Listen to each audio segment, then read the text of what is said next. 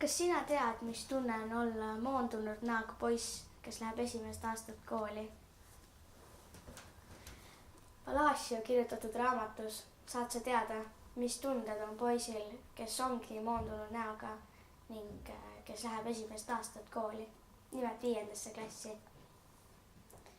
Raamatus on peategelaseks August, keda narritakse, kuna ta nägu on teistsugune kui teistel.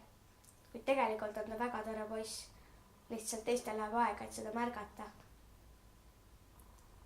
Ning Augustil on ka õde ja õel on sellised tunded, et tahaks nagu oma venda kaitsta, kuid samas nagu ei tahaks ka, sest et sul on ka piinlik, et sinu vend on teistsugune.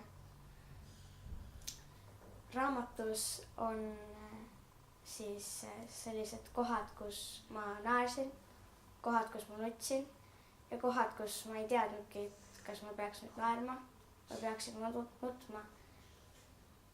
Aga arstide sõnul ning ka tema paljude sõprade ja sugulaste sõnad on: August, sa oled ime.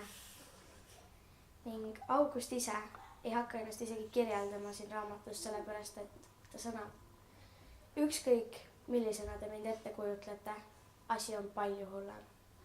Aga nüüd ma pean edasi lugema ja üldiselt lugema läbi need kohad, mis olid need kõige paremad ja kõige põnevamad, sest et neid lihtsalt ei saa jätta uuesti üle lugemata.